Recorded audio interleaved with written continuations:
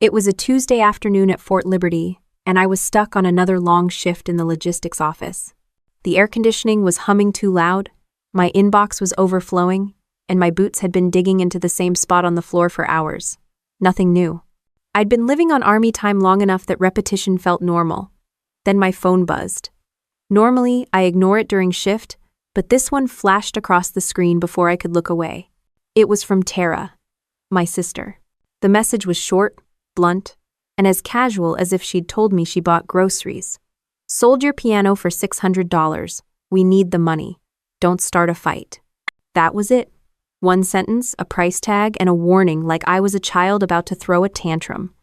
I stared at it for a few seconds, waiting for my brain to catch up.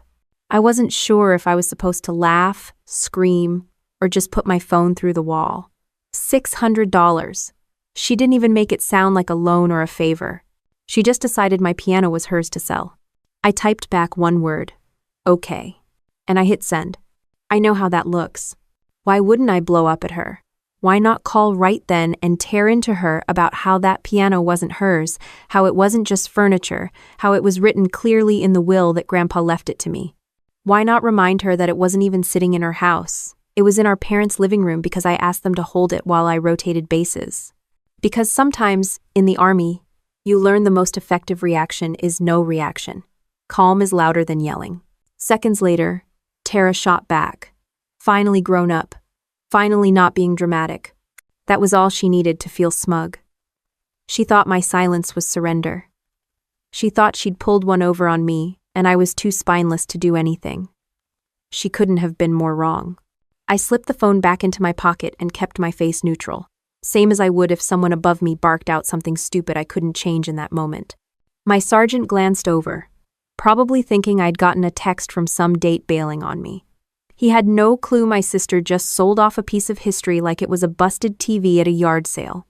The thing Tara never understood was that this piano wasn't just some dusty old wood with strings inside.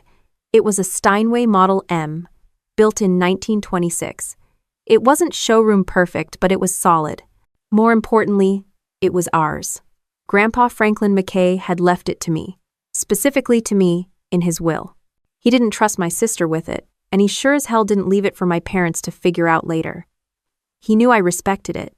He knew I'd keep it safe. I'd been paying for the insurance policy through USAA. I'd covered the regular maintenance invoices. I'd even transferred money to Dad's account when they installed a climate control system in the living room to keep the humidity stable. None of it was free. None of it came from Tara's pocket. But to her, it was just sitting there taking up space. And space, in Tara's head, always meant money. If she could flip it for a quick buck, she would. No questions asked. I leaned back in my chair, staring at the clock above the whiteboard in the logistics room. Every second ticked louder than the last. My coworkers were still going on about shipping errors and unit shortages, but all I heard was my sister's arrogance. Finally grown up. She had no idea. The irony wasn't lost on me. I've moved crates worth millions of dollars worth of equipment across continents. I've signed off on supply runs that could make or break entire training exercises. But according to Tara, I wasn't grown up until I let her sell my property for pocket change. I didn't fire back. I didn't call Mom and Dad. I didn't even stand up from my desk. Instead, I thought about Grandpa. I remembered the way he looked in his uniform in those faded photos, standing next to that same piano when he worked with the Army Special Services Unit. He wasn't a concert pianist, but he could play enough to keep soldiers entertained in dusty barracks after long days. He used to tell me that music mattered when nothing else did. That was why he fought to bring the Steinway back home after the war. He handed it down, and he trusted me with it. That wasn't just an heirloom. That was a part of our family's service history. Tara didn't see that. She didn't care. She wanted quick cash, like always. The Army teaches you not to waste energy on emotional outbursts. You save your fire for the right moment. I sat there and thought through the situation like it was an op order. Step 1. Confirm what just happened. Step 2. Assess the damage. Step 3. Decide if this was recoverable or a total loss. I wasn't sure yet, but I knew one thing. If Tara thought she'd walked away clean, she was in for a surprise. Around me, the office noise carried on like nothing was wrong. Someone complained about printer paper. Someone else was hunting for a missing report. I signed off on a request for extra cargo straps, and then let my eyes drift back to my phone. The message was still there, bright against the screen. Sold your piano for $600. The words didn't fade. They burned in place. $600. Not 6,000. Not 60,000. 600. That wasn't even a used car. That was a month's rent on a dingy apartment in her city. That was groceries for a family of 4 for a few weeks. She had tossed away a family heirloom for less than a new laptop. I thought about calling her right then, but my better judgment stopped me. I already knew the conversation. She'd double down. She'd say nobody used it, nobody cared, it was just clutter. She'd insist she was helping, that she needed the money, that family meant sacrifice. Her definition of sacrifice always meant someone else giving up something so she could stay comfortable. Not this time.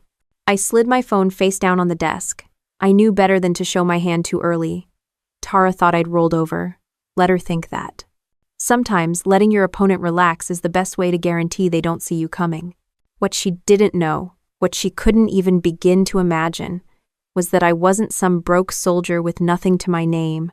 I had the paperwork, the records, the proof, and I had every intention of putting them to use. But right there, in that dull army office with fluorescent lights buzzing overhead, I said nothing. I kept working, and I waited. I tightened my grip on the pen in my hand until it creaked, then set it down before I snapped it in half. The only thing louder than the office chatter was the echo of Tara's smug text in my head. That piano wasn't just any piano, and the thought of her pawning it off for the price of a half-decent TV was enough to make my jaw hurt. That Steinway had been part of my life for as long as I could remember. I saw it first in Grandpa's house in Pittsburgh, tucked into the corner of his living room under a faded lamp. The finish was worn, the keys yellowed, but when he sat down to play, the whole house went quiet. He wasn't a virtuoso, not even close, but he had the touch of someone who loved music enough to treat it with respect. He used to tell me that during World War II, when he was with the Army Special Services, that piano kept soldiers sane. He said music did what rations and rifles couldn't. It reminded people they were still human. When he died, the will was clear. The Steinway was mine. Not ours, not the family's, not figure it out later. Mine. He underlined my name like he knew there'd be trouble. He trusted me to keep it safe, and I'd done exactly that.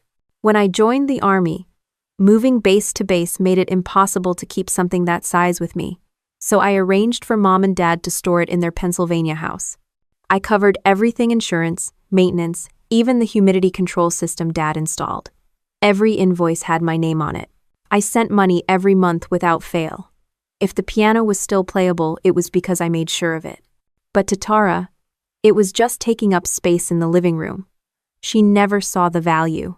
To her, it was clutter. She'd make snide comments at Thanksgiving, like, "When are you finally going to get rid of that thing? Nobody plays it." She never noticed that I played it every time I came home late at night when the house was quiet. She never noticed the stack of receipts in my folder marked Steinway, or the automatic bank transfers paying for its care. She only noticed what she could sell. The irony always stung. I dedicated my life to logistics, to preserving equipment, making sure soldiers got what they needed when they needed it. I could track shipments worth millions across oceans and deserts, but somehow, in my own family, I was just the sister with an old piano problem. Tara didn't just cross a line by selling it, she bulldozed it. The Army made me tough, but it didn't make me numb. I remembered sitting at that piano as a teenager, watching Grandpa's hands shake as he showed me the chords he still remembered. He'd smile and say, "This one got us through the winter of '44. That piano had seen barracks in Europe, had been hauled across bases, and somehow made it home to Pennsylvania. Every note it played was a piece of history. That was what Tara sold. $600 for nearly a century of memory. And it wasn't like she needed it to survive. Tara wasn't living on the streets. She'd burned through 3 jobs in 2 years, bounced between apartments, and had a knack for spending money like it came from a faucet. Every time she fell behind on rent or credit cards, the family swooped in to bail her out. She was the one who needed help. I was the one who could handle herself. Translation: I got ignored until they needed something from me. The last time I'd visited home, Tara had rolled her eyes when I sat down at the Steinway. "You act like you're some big-shot musician," she said, scrolling her phone without looking up. "It's just noise." That was Tara in a sentence. Whatever mattered to me, she found a way to cheapen it. I wasn't naive. I knew they didn't see me the way my Army peers did. To my unit, I was a reliable officer, someone who handled stress without cracking, someone they could count on when supply chains got messy. At home, I was the boring one, with no kids and no fancy social life. My parents loved me, sure, but they never bragged about me. They bragged about Tara's charm, her creativity, even when she was flat broke and unemployed. My steady paycheck and benefits? That didn't count for much. That piano was my one anchor to Grandpa, to family history, to something bigger than Tara's drama. It wasn't about the money, not for me. If it had been worth $10, I still would have protected it the same way. Because it mattered. So when her text came through, it wasn't just a financial insult, it was personal. It was her way of saying, "What's yours is mine. What matters to you doesn't matter at all." The rage simmered under my calm exterior as I sat at my desk, scribbling signatures on requisition forms. I kept my face steady, but inside, I replayed every holiday argument, every sarcastic comment, every dismissal of my career and my choices. Tara thought she'd scored a win. She thought I'd finally given in. She had no idea I'd already been planning my move the second she pressed send. The Steinway wasn't gone, not really. Not yet. If it had already been hauled out of my parents' house, then someone had it. And whoever that was, they'd have to realize what they bought. You don't stumble into a 1,926 Steinway without a clue. Someone on the other end of that sale was about to realize they'd paid $600 for something priceless. I shifted in my chair, cracked my knuckles, and pulled my phone closer. My inbox dinged with another supply chain report, but I ignored it. My mind was already miles away, back in Pennsylvania, standing in that living room with a gaping hole where my piano had been. I couldn't stop Tara from being Tara. I couldn't rewrite the years of favoritism or undo the arrogance that made her think she could pawn off my inheritance without a second thought. But I could damn sure decide how this played out now. She thought she'd cashed in on family property. What she'd really done was hand me the perfect opportunity to show her exactly what kind of mistake she'd made. And I was ready. The next morning, while I was clearing out some logistics reports, my phone rang with an unfamiliar New York area code. I almost let it go to voicemail, but something in my gut told me to pick it up. "Is this Jillian McKay?" a calm, professional male voice asked. "Yes," I said, already bracing myself. "This is Leonard Vaughn, from Vaughn and Hale Fine Pianos in Manhattan. I believe I just acquired a piano that might actually belong to you." I froze in my chair. For a second, I thought maybe I'd misheard him. "Excuse me?" "A 1,926 Steinway Model M, serial number 2,56347, he continued, reading it off as if from a file. The seller mentioned it came from his family home, but after I got it to my workshop, I found documents inside the bench. They're Army Special Services papers from the 1,942nd. I need to confirm, does that sound familiar? It felt like my lungs forgot how to work. My voice was steady, though. Yes, that piano belonged to my grandfather. It was left to me in his will. My sister had no right to sell it. Vaughn paused, and when he spoke again, his tone had changed. More careful, more respectful. "Then I believe we have a situation. Miss McKay, I've been in this business 30 years. I've seen rare Steinways, signed certificates, hidden paperwork, but what I found here is extraordinary. Do you realize what you had?" I clenched the phone tighter. I knew it was valuable, but I don't think I knew the full extent. "This isn't just valuable. This is historic," he said. "The paperwork indicates this piano was issued to the Special Services Unit during World War II. These pianos were built to a specific standard, durable enough to be shipped to Europe and played in barracks. Most of them didn't survive. From my research, fewer than 10 remain in original condition, and yours, well, it's in remarkable shape." I could hear him moving papers around on his desk. "The appraisal, conservatively, puts this at $2.8 million, possibly more if it ever went to auction. Miss McKay, Your sister sold me a museum-quality instrument for $600.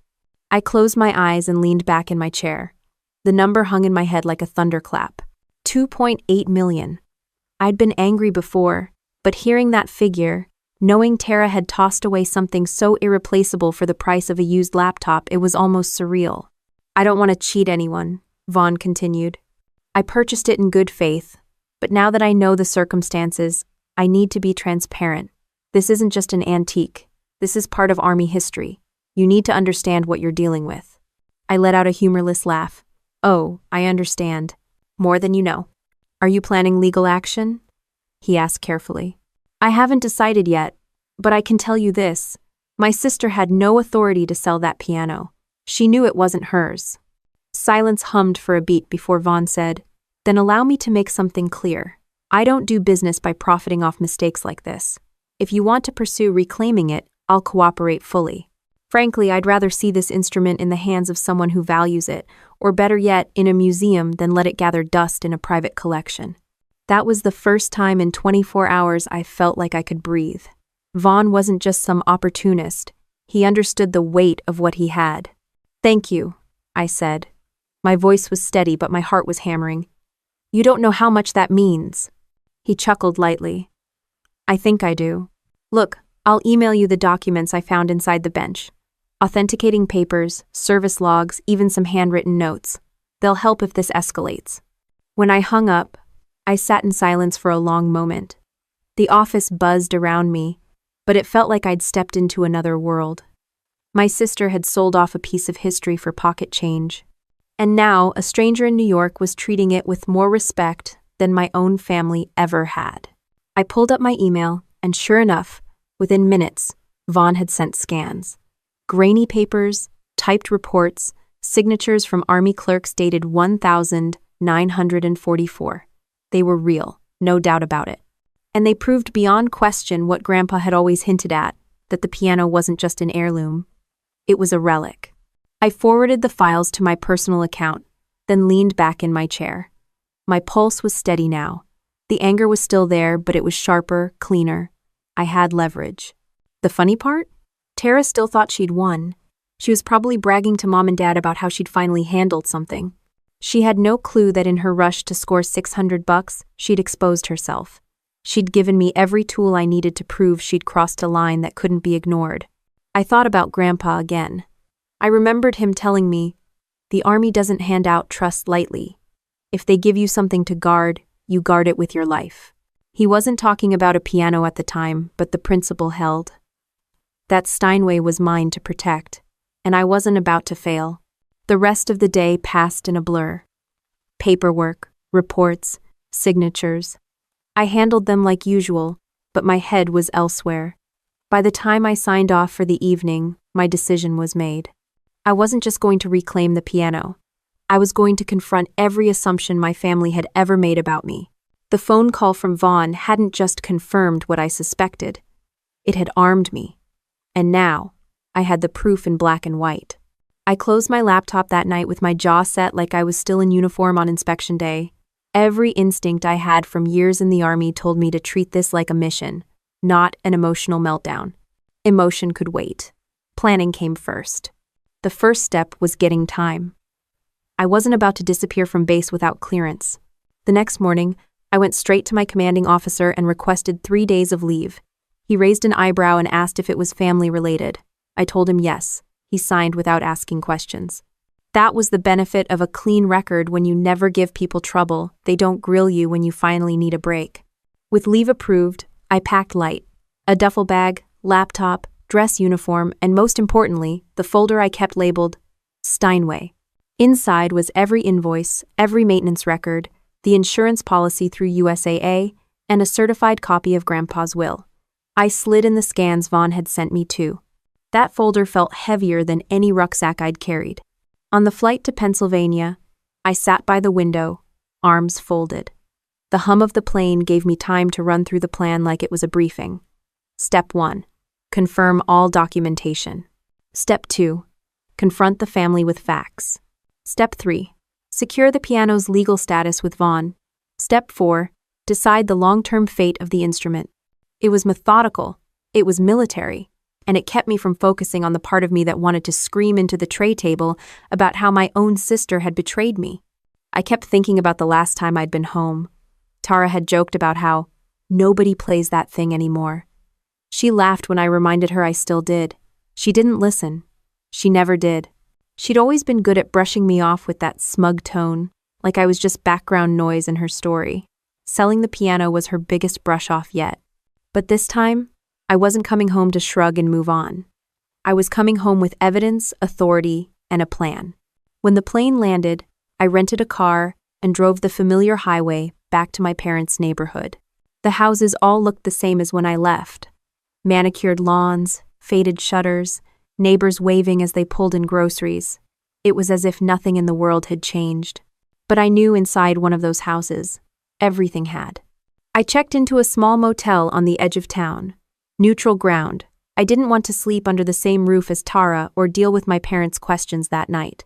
I laid out the documents on the bedspread like it was a command table. There was the will. Franklin McKay bequeathing the 1926 Steinway Model M specifically to my granddaughter Jillian. Underlined, bold, undeniable.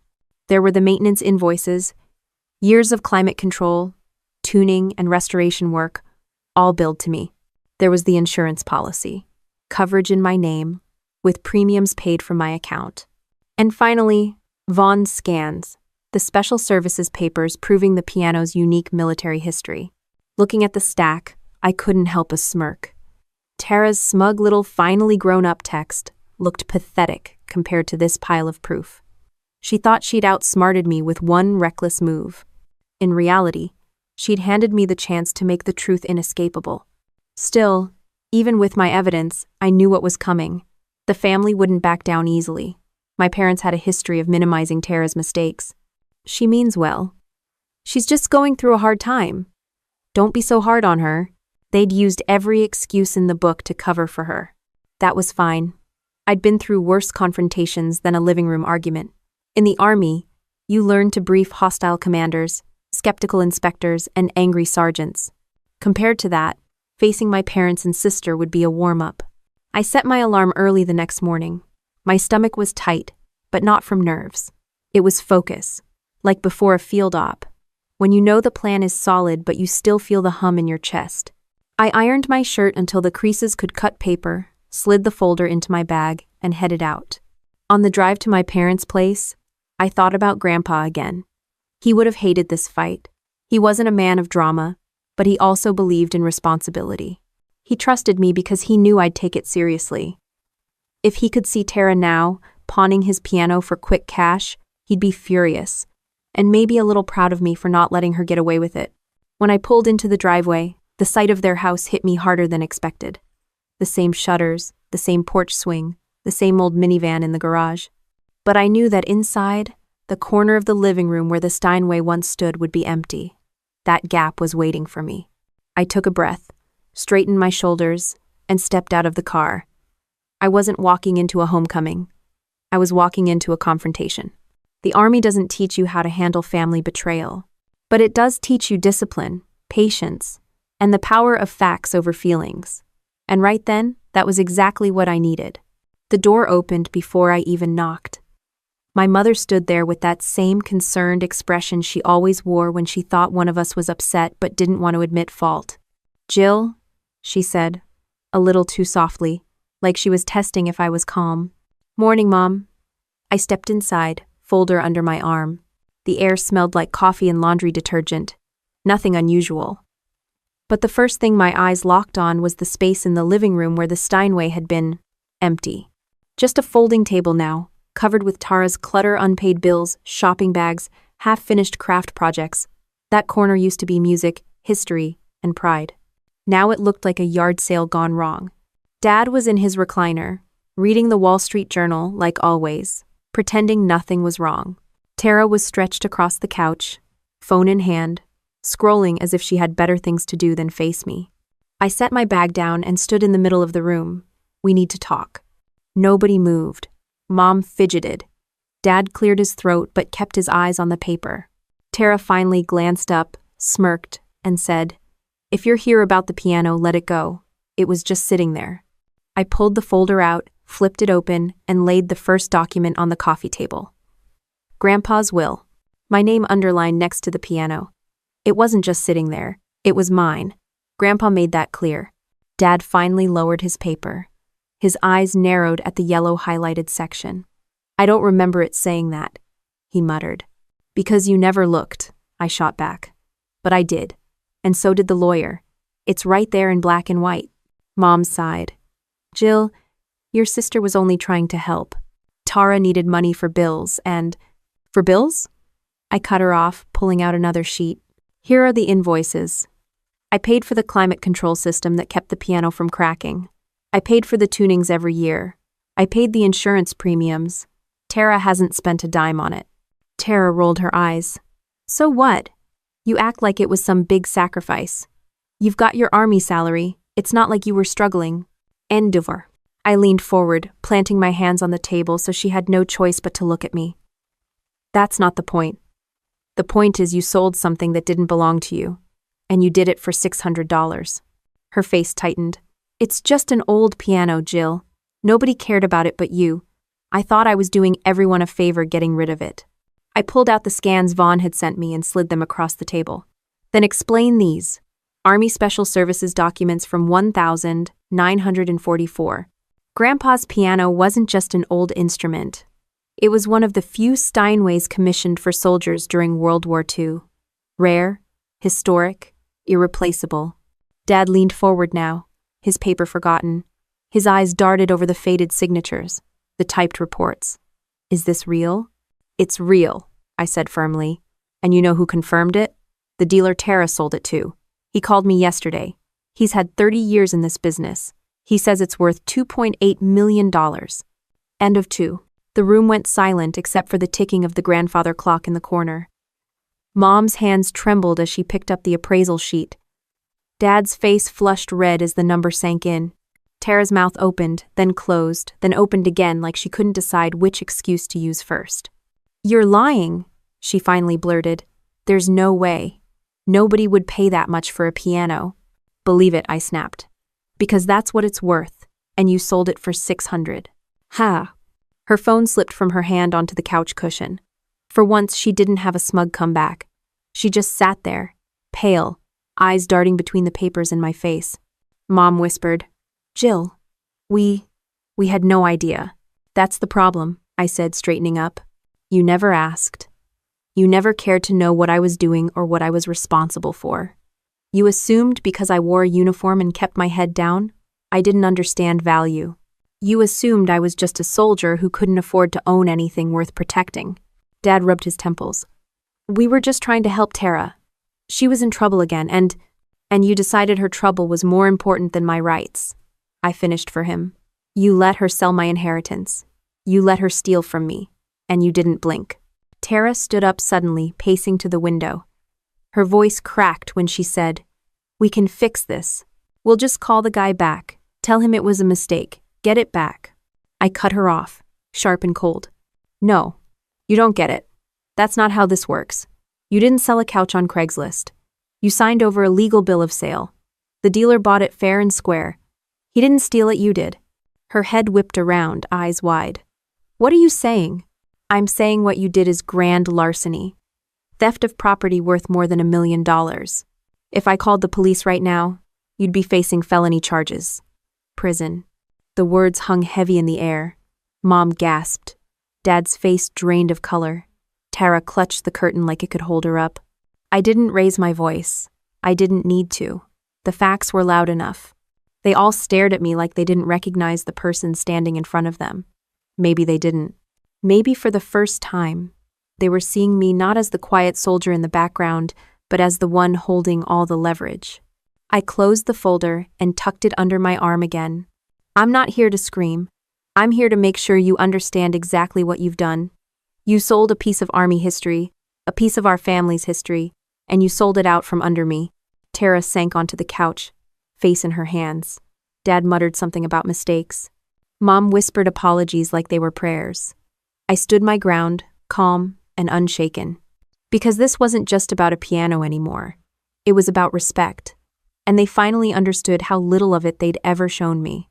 Dad leaned back in his recliner like he'd just been punched in the chest. His paper had slipped onto the floor. Forgotten. 2.8 million, he muttered under his breath, like he was trying to convince himself the number was real. Mom pressed the appraisal pages to her chest, eyes darting as if she thought the ink might fade if she blinked too long. That can't be right. Nothing costs that much unless it's a house or… Her voice trailed off because she already knew. Tara sat rigid on the couch, her phone lying beside her like it was radioactive. She finally croaked, "You're making this up. You found some fake paper on the internet." Axter. I opened my folder again and pulled out the appraisal with the official Steinway & Sons letterhead. Their chief restoration expert had signed it, his neat scrawl under the bold type. Estimated auction value, $2.8 million. Conservative. I slid it across the table until it bumped against Tara's knees. "Read it," I said flatly. She hesitated, then picked it up with shaky hands. Her eyes scanned the lines, and the color drained from her face as the number glared back at her. This isn't real," she whispered again, but the conviction was gone. "It's real," I said. "The dealer confirmed it. Independent appraisal confirmed it. This isn't a guess or a hunch, this is fact." The silence that followed was suffocating.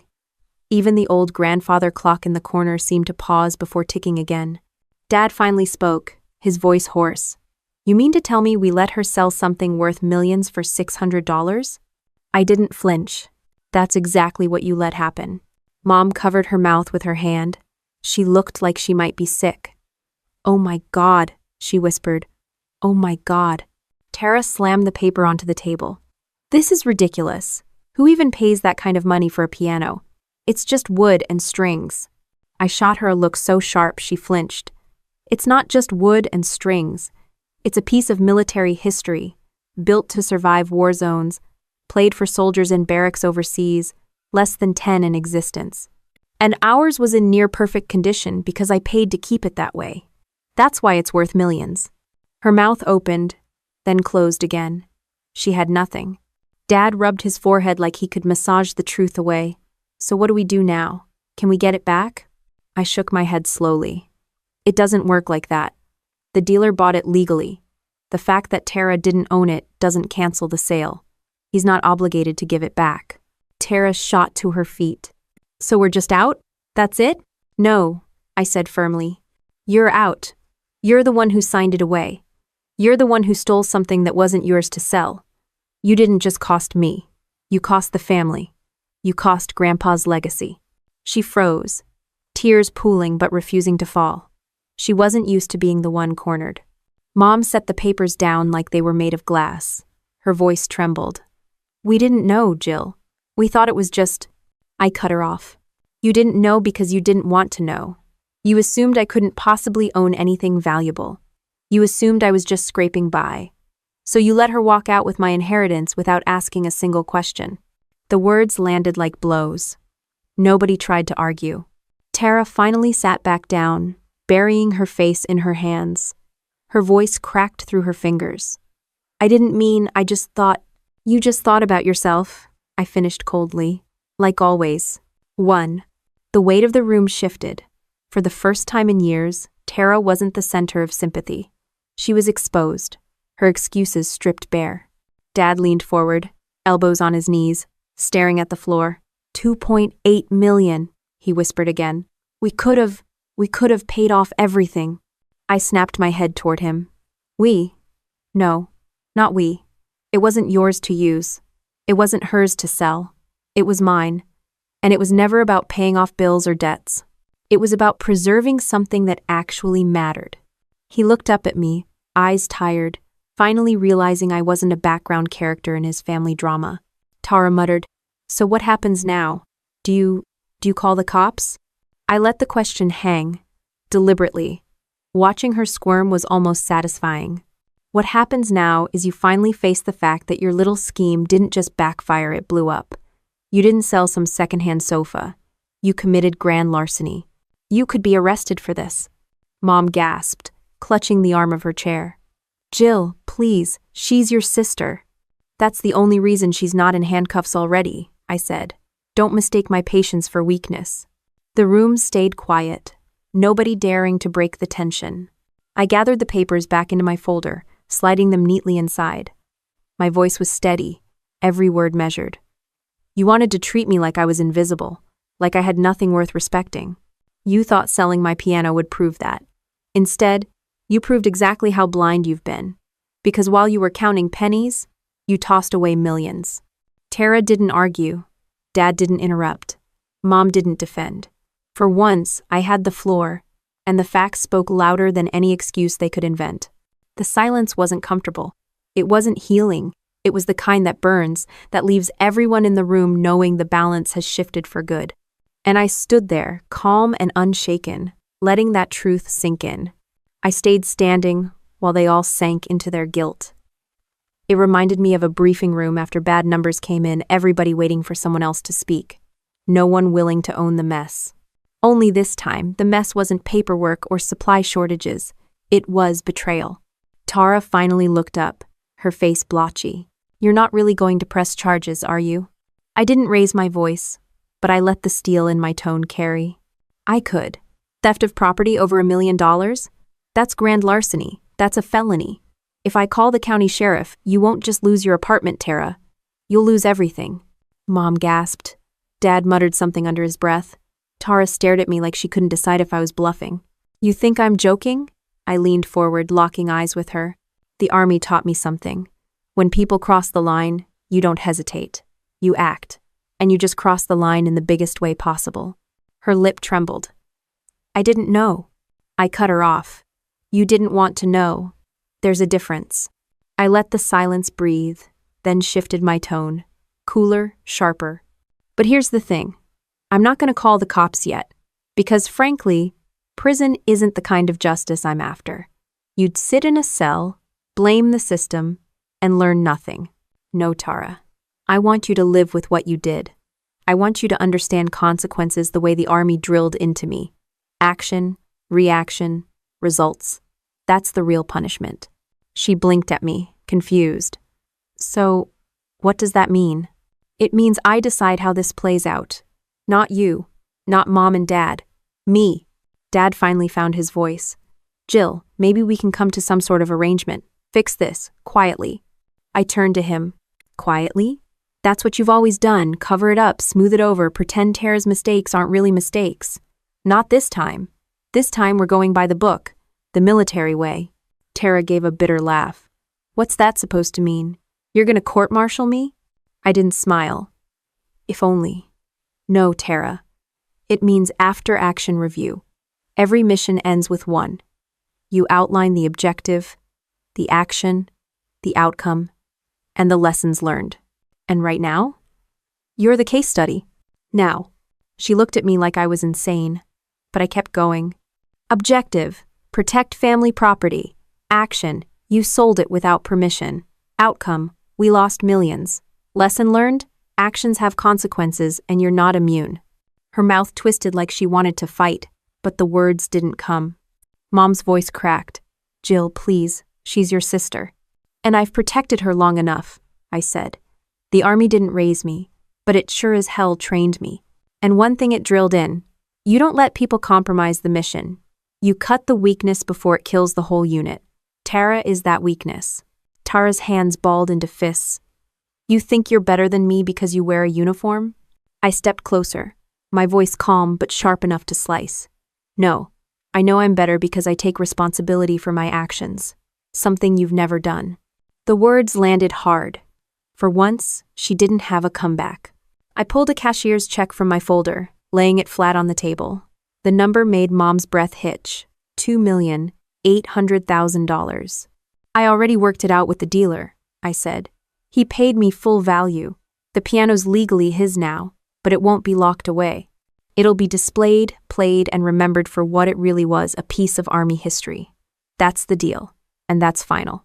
Dad leaned forward, staring at the check like it was a mirage. He paid you? After he already bought it for $600?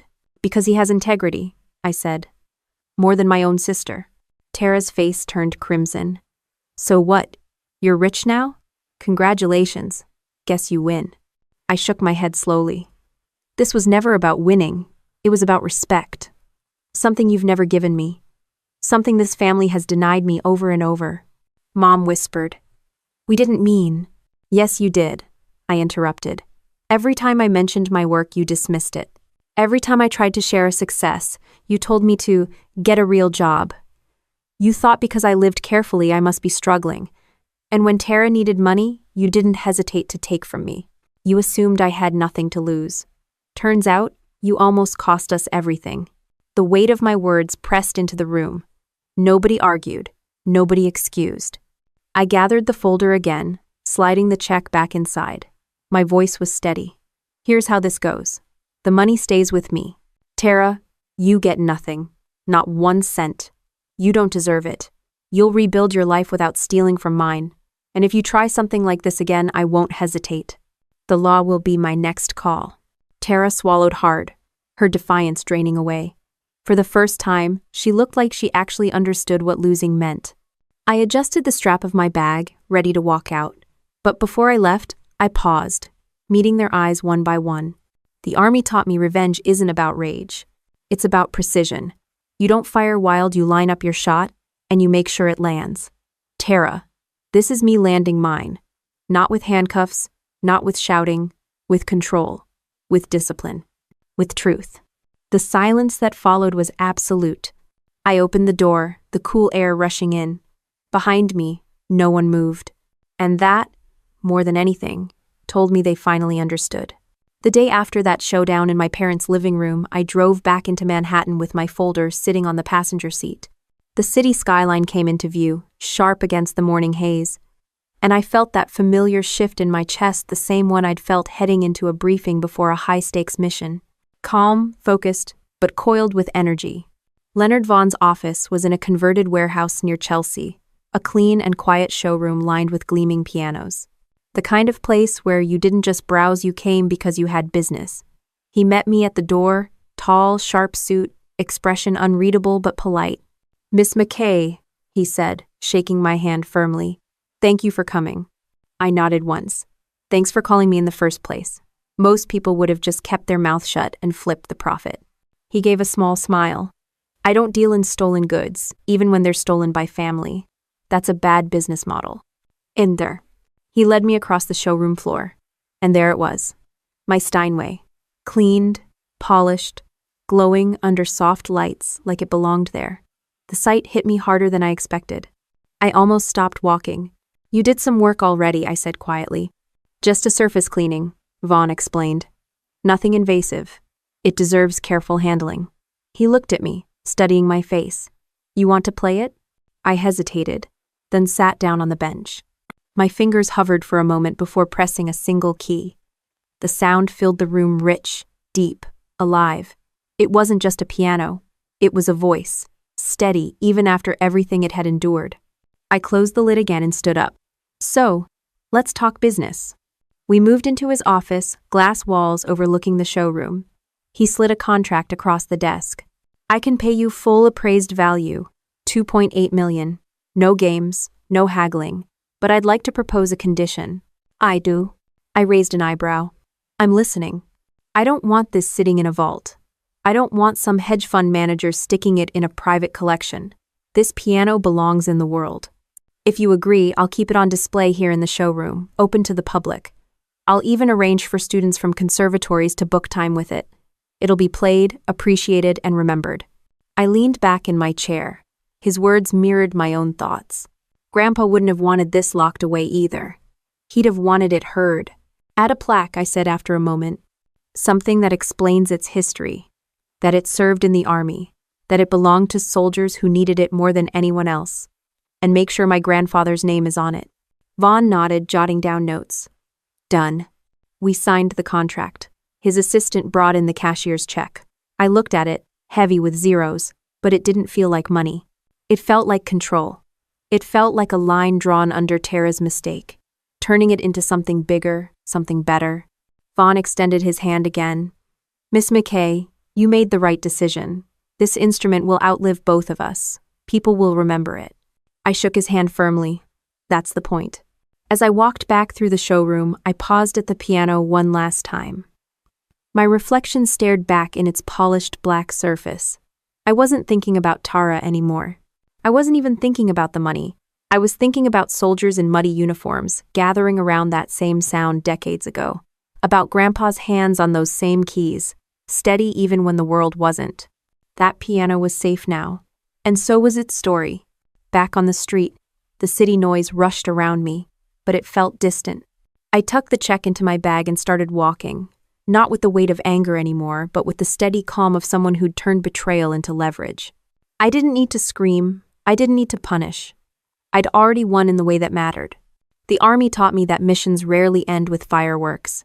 They end with paperwork, signatures, handshakes, the quiet moments where decisions stick. This was one of those moments. Clean, sharp, final. But unlike most missions, this one carried something extra. Legacy. And as I got into my car, I realized I wasn't driving away with just money. I was driving away with the last word. When I pulled back into my parents' driveway that evening, the air felt heavy, like the whole street knew what went down. The porch light was on, though it was barely dusk. Mom must have been pacing since I left. I walked in without knocking. The three of them were exactly where I expected, Mom wringing her hands by the kitchen counter, Dad sunk into his recliner, Tara curled into the couch like a sulking teenager. The air smelled like burnt coffee and tension. I set my bag on the table, pulled out the cashier's check, and placed it right in the center. Their eyes snapped to it immediately. $2,800,000 spelled out in neat black ink. That, I said evenly, is the real outcome of your little stunt. Dad's jaw dropped. He actually paid you after already buying it? Yes, I said. Because he's an honest man, something this family seems to have forgotten how to be. Mom's hand flew to her chest. Oh, Jill, thank God. Don't. I cut her off. This isn't your miracle. This isn't Tara's lucky break. This is mine. And it's the last time anyone in this house touches what belongs to me. Tara sat up straighter, her face blotchy, but her mouth still ready for excuses. So what? You're just rich now? Congratulations. Guess you win. I turned to her, cold and sharp. Win? Tara, this wasn't a game. You tried to steal from me. You thought I'd roll over like always. Instead, I turned your screw-up into a lesson you'll never forget. Her lip curled. You can't just... Yes, I can, I snapped. Because here's the truth. You didn't just sell an instrument. You sold your credibility. You sold your family's trust. You sold the last shred of respect anyone here should have had for you. And you did it for $600. Her shoulders slumped. For once, no comeback. Dad leaned forward, eyes locked on the check like it was a lifeline. Jill, maybe we could, use part of that. Pay off the mortgage. Help your sister get back on her feet. I almost laughed. Almost. No, absolutely not. This isn't a bailout fund for Tara's next mess or your half-baked plans. This is mine. Every cent. And it stays that way. Mom's voice cracked. But we're family. Exactly, I said. And family doesn't steal from each other. Family doesn't sign away what isn't theirs. You forgot that. I didn't. And the room went quiet again, heavy with the truth they didn't want to face. I picked up the check, slid it back into my folder, and laid something else on the table. A copy of Grandpa's will, highlighted where my name was underlined. This was his choice, not yours, not Tara's. He trusted me because he knew I wouldn't treat it like junk, and he was right. Tara rubbed her face with both hands. Her voice was muffled but raw. I screwed up, okay? I don't know what I thought. I just panicked. I leaned in, voice low. You didn't panic. You acted exactly like you always do, selfish, reckless, entitled. And for once, it cost you something you can't buy back. Her hands dropped, tears streaking her cheeks. She looked smaller than I'd ever seen her. Dad cleared his throat. So what now? Do we just move on? No, I said. You learn. You stop pretending Tara's behavior is harmless. You stop looking at me like I'm the backup plan. You start treating me like the adult I am, the one who's been carrying her weight and then some while you've looked the other way. Mom whispered. We didn't realize. Of course you didn't, I snapped. You never asked. You assumed. You assumed because I wasn't flashy, I was struggling. Because I saved money, I must have been broke. Because I wore a uniform, I couldn't possibly have anything worth protecting. And Tara banked on those assumptions. They didn't argue. They couldn't. I gathered the folder, slipped it under my arm, and straightened up. My voice stayed steady, calm, final. This check doesn't erase what happened. It doesn't buy forgiveness. It's just proof that when you underestimate me, you lose. I walked toward the door. Behind me, no one spoke. No one tried to stop me.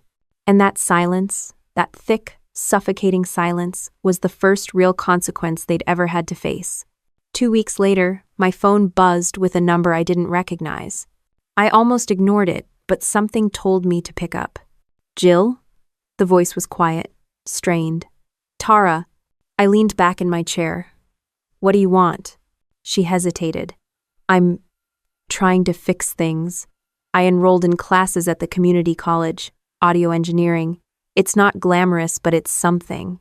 I figured if you could actually turn music into a career, maybe I should stop laughing at it and start learning. For a moment, I didn't respond. I wanted to snap back, remind her she'd only cared about music when it came with a price tag. But I heard something different in her voice.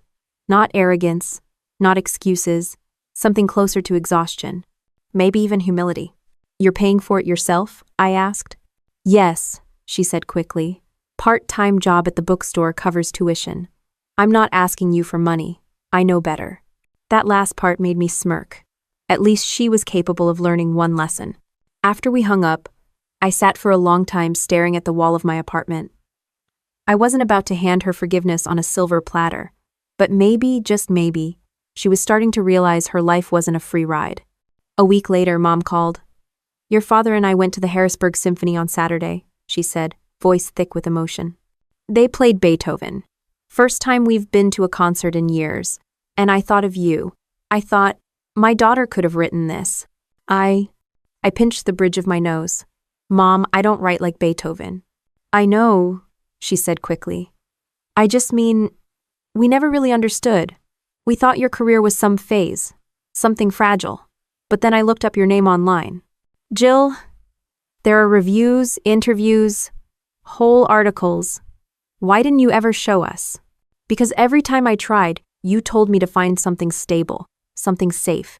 You made it clear you didn't want to hear it. End quote. There was a pause on the other end of the line, then a soft, trembling, I'm sorry. It wasn't everything, but it was a start. Over the next few months, the shift was slow, uneven, but real. Dad started bragging to his neighbors about my daughter, the Army officer who also happens to be a composer. Mom sent me screenshots of concert programs she found online, underlining my name like she couldn't believe it had been there all along. Even Tara, stubborn as she was, began sending me her class projects. Rough audio mixes, basic editing work. Sometimes they were awful, and I told her so. Sometimes they showed potential, and I admitted that too. She didn't snap back like before. She just listened. One night she called after class.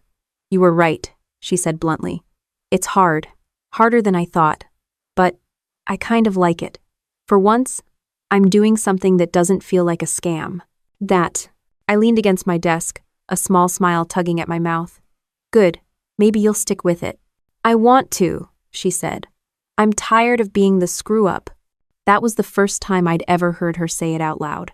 Meanwhile, the piano became something bigger than I expected. Vaughn sent me photos of conservatory students playing it, their faces lit with awe. He kept his word about the plaque.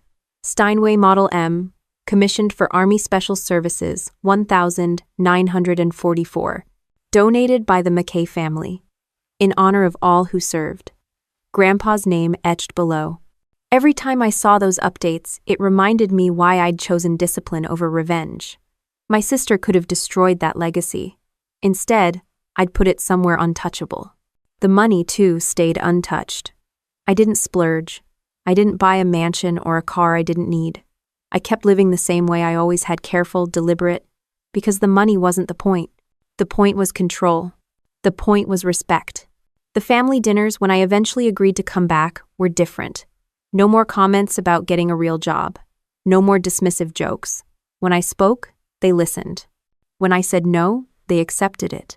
And Tara, well, she was quieter, not defeated, but humbled. She showed up with her textbooks, asked questions instead of rolling her eyes, even admitted when she was wrong. One evening, as I was leaving, Dad stopped me at the door. He shifted awkwardly, like he was standing in formation for the first time. "Jill," he said, "I need to apologize. Not just for the piano, for the years I didn't see you. I was so focused on security that I missed the fact you'd already built something stronger than that. You built respect, and I didn't give you any of it." I looked at him for a long moment, then clapped his shoulder. "You just did." The road to change wasn't easy. It wasn't fast, but it was happening. And for the first time in years, I wasn't the invisible daughter, the backup plan, the safe bet. I was exactly what Grandpa knew. I could be the one who didn't flinch, the one who didn't fold, the one who carried the mission through. The spring air in Harrisburg carried that mix of cut grass and car exhaust as I walked up the steps of the Keystone Veterans Museum. My uniform felt heavier than usual, not because of the fabric, but because of the weight of the moment. Inside, the crowd buzzed with the kind of energy that only comes when history is about to be shown off. The museum director, a sharp woman named Ellen Pierce, greeted me at the door with a warm handshake. "Captain McKay, thank you for being here. We're honored to host this unveiling." "Thank you for giving it a home," I replied. She led me through the atrium into the main hall, where a black cloth covered the Steinway. Spotlights shone down on it, the crowd gathered in neat rows of folding chairs, reporters clustered at the back. A brass quintet in the corner played softly, filling the room with anticipation. My parents were in the second row. Dad wore his best suit. Mom had a scarf knotted at her throat, and for once they didn't look defensive or doubtful. They looked proud.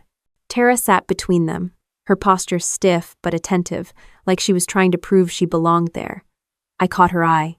She didn't look away. Ellen took the podium. "Today, we unveil a piece of history, a 1926 Steinway Model M that served with Army Special Services during World War II. These pianos were more than instruments. They were morale. They reminded soldiers of home, of humanity, of music, when the world was chaos. And thanks to Captain Gillian McKay, this one has been preserved and returned to the public." Applause rippled through the hall. I kept my expression steady, but the sound hit me harder than expected. Years of being dismissed by my own family had left scars. Hearing strangers clap for something I'd protected, it was validation, plain and undeniable. Ellen gestured to me. "Captain McKay, would you do the honor?" I stepped forward, gripped the edge of the cloth, and pulled it away in one clean motion. Gasps rose from the crowd as the Steinway gleamed under the lights. Polished black wood, ivory keys, brass plaque already mounted. Steinway Model M, Army Special Services, 1944. Dedicated in memory of Franklin McKay, who believed music was as vital as rations. I traced the letters with my eyes, steadying the rush in my chest. Grandpa's name was there. His story was no longer just ours, it was public, permanent. The brass quintet shifted aside, leaving space by the piano. Ellen leaned toward me. "Would you like to play?" He hesitated. I hadn't performed in front of a crowd this size in years. But this wasn't about me. It was about showing the piano still had a voice. I sat down on the bench. My fingers hovered, then pressed into a simple military hymn Grandpa used to hum under his breath, soft and steady. The sound filled the hall, clear and rich, as if the piano had been waiting decades for this moment. The crowd went silent. Even Tara leaned forward, eyes fixed on the keys. When I finished, the applause came again, louder this time. I stood, gave a crisp nod, and stepped back. Reporters swarmed afterward, snapping photos, shoving microphones forward. "Captain McKay, what does this moment mean to you?" I answered plainly.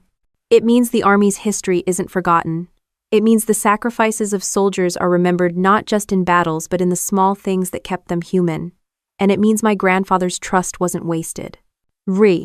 Ellen took the mic again, closing the ceremony with thanks to donors and historians. People filed past the piano, some touching the keys reverently, others reading the plaque aloud. I stood off to the side, watching them see it the way I always had, as something alive, not just furniture. Dad approached, clearing his throat. That was incredible, Jill. I never knew.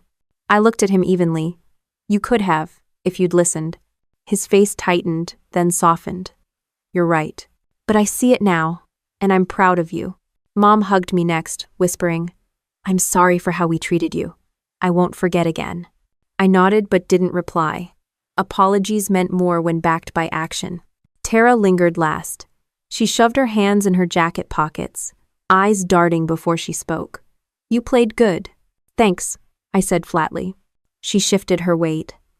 Look, I know I screwed everything up, but seeing it here, it's different. I get why you cared so much. And I'm glad you didn't give up on it. Or on me. Her voice cracked on the last word. I didn't soften, but I also didn't dismiss her. Then prove it. Keep showing up to class.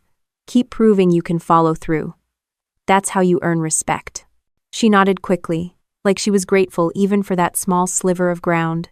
The crowd thinned, cameras packed up, and the hall grew quieter. I stood by the plaque one more time, running my fingers along Grandpa's name. The Army had taught me missions end with accountability. This one ended with legacy. The piano was safe, my family was finally shifting, and for once, the respect I'd earned wasn't invisible. It was carved into brass, shining under lights, witnessed by everyone. And standing there, I realized revenge wasn't always about destruction. Sometimes it was about taking control, rewriting the ending, and making sure the story lived longer than the mistake. The reception after the unveiling wound down, the crowd dispersing into clusters of chatter and handshakes. I stayed near the podium, folder tucked under my arm, watching people drift past the Steinway with wide eyes. It wasn't just a piano anymore. It was a monument, and it was finally where it belonged. Ellen, the museum director, gave me the microphone again. Captain McKay, before we close this event, would you like to share a few words? I hadn't planned a speech, but the Army drilled into me that when you're handed the mic, you speak with clarity. I stepped forward, squared my shoulders, and did exactly what I'd been taught to do since basic training. Deliver an after-action review. Objective, I began, scanning the audience. To protect what was entrusted to me. My grandfather left me this piano in his will because he trusted I would safeguard it. That was my mission. A few heads nodded. Soldiers in the crowd recognizing the cadence. Action, I continued. The piano was stored in my parents' home while I was serving. It was sold without my knowledge or consent by someone who thought it was worthless. For $600, a family heirloom and a piece of Army history was nearly lost. A ripple went through the room. Even those who'd already heard the story stiffened at the bluntness. Outcome, I said, my tone steady. That mistake exposed its true value. $2.8 million, yes. But more importantly, its historical worth. Its role in keeping soldiers connected to humanity during war. Because of that, I was able to negotiate with an honest dealer who agreed to preserve it for the public, not hide it in a vault. I paused, letting the weight of the words settle. And finally, lessons learned. My voice sharpened. Never underestimate the value of what you're protecting, whether it's equipment, history, or people. Never assume silence means weakness, and never confuse discipline with indifference. Revenge isn't always loud. Sometimes it's measured, precise, and final. The room was silent. Then the applause started slow at first, then rolling like thunder. It wasn't polite clapping. It was the kind that rattled through your chest. I set the mic down and stepped back. Vaughn caught my eye from the side of the hall and gave me a nod of respect. My parents were on their feet, clapping hard, tears in Mom's eyes. Even Dad's stoic face cracked into pride. And Tara, she clapped too, small but steady. Her chin dipped when she saw me looking, like she was acknowledging everything without needing to say it. Later, after the crowd trickled out and the museum staff busied themselves, I lingered in front of the plaque again. Grandpa's name shone under the lights. For the first time in years, I felt like he was there, not just in memory, but in proof. Dad joined me quietly. You did right by him. End of 2. I didn't look away from the plaque. I know. He swallowed, hands shoved in his pockets. You also did right by us, even when we didn't deserve it. I turned then, meeting his eyes. I didn't do it for you. I did it because it was the mission. And because Grandpa trusted me. He nodded slowly, accepting it. That was enough. Mom came next, slipping her arm around my shoulder. I listened to one of your symphonies last night. On Spotify. The reviews were right. You have a gift. I'm sorry it took all this for me to see it. I exhaled. Not quite a laugh. Not quite a sigh. Better late than never. When they stepped away, Tara lingered at the edge of the hall. She approached carefully, like I might snap at her.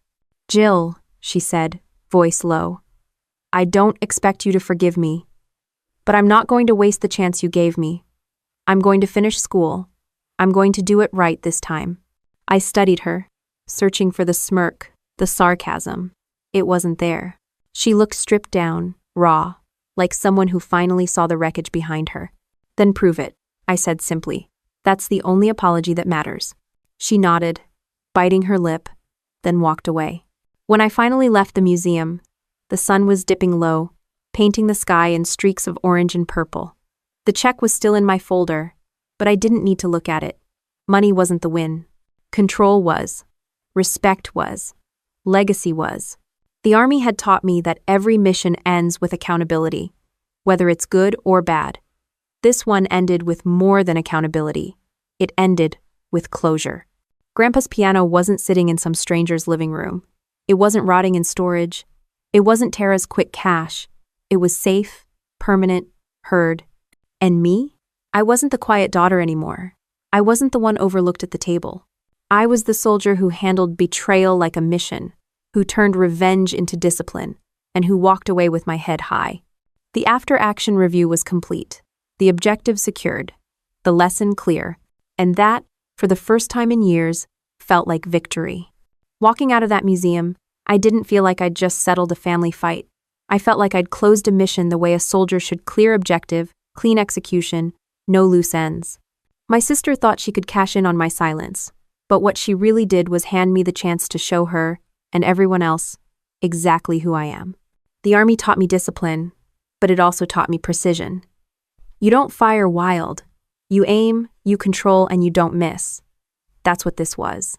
Not screaming, not courtroom drama, just facts, action, and results. The piano wasn't just an heirloom, it was proof that respect has to be earned, not assumed. And in the end, that's what this whole mess came down to. My family finally saw me not as the background soldier, not as the reliable daughter they could overlook, but as the one who carried through when it mattered most. Revenge isn't always about tearing people down. Sometimes it's about standing so firmly that no one can ever dismiss you again. And that's exactly what I did.